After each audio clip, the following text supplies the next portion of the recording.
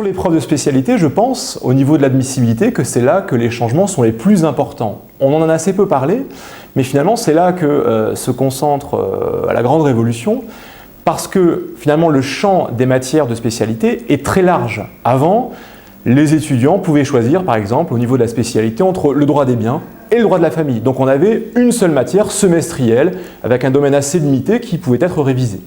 Aujourd'hui, l'épreuve de droit civil couvre un domaine extrêmement large, puisqu'il n'y a pas moins de 5 matières qui sont aujourd'hui dans cette épreuve. S'agissant de la nature de cette épreuve de droit civil, on a 3 certitudes. La première, c'est que l'épreuve dure 3 heures.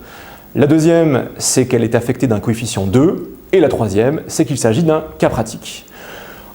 Passé ces 3 certitudes, on a quelques doutes, notamment sur le champ du cas pratique. On ne sait pas s'il s'agira d'un cas pratique transversal, où il y aura des questions sur toutes les matières visées par le programme, ou si les auteurs du sujet se concentreront sur une matière. Cet ouvrage, je l'ai écrit pour les étudiants qui se préparent à cet examen d'avocat, justement parce que le champ du droit civil est très large. Et j'ai bien conscience que les étudiants peuvent difficilement acheter 5 manuels de droit civil pour avoir la totalité du programme. De même, dans les IEJ ou même dans les préparations privées, il est impossible d'enseigner le droit civil sérieusement en une vingtaine d'heures, puisqu'il faut rappeler que ces 5 matières à L5 sont enseignées à l'université en 150 heures environ. Donc il est impossible à l'IEJ de consacrer 150 heures à l'étude du droit civil.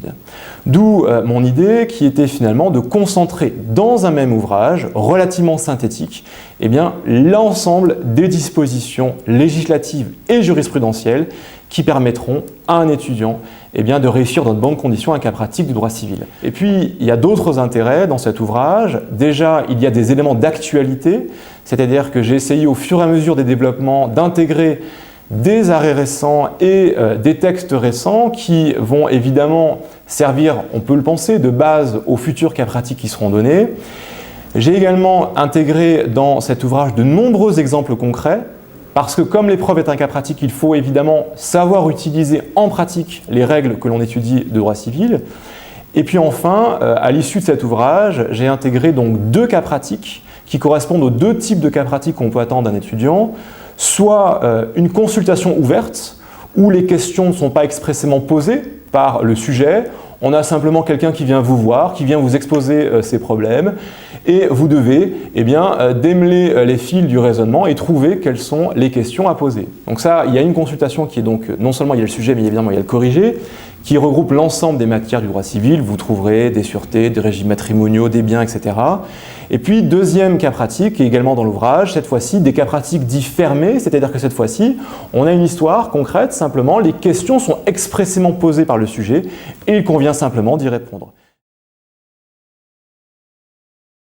Pendant les révisions, je pense qu'il est important de ne pas se noyer dans le détail de la réglementation. Il est important, avec cet ouvrage, mais également d'autres ouvrages, de mettre l'accent sur la maîtrise des principes essentiels des différentes matières concernées et également sur la maîtrise des exercices. Le jour de l'examen, je pense qu'il ne faut pas, là encore, se ruer tout de suite sur un code civil ou sur un code de commerce pour aller chercher le dernier arrêt.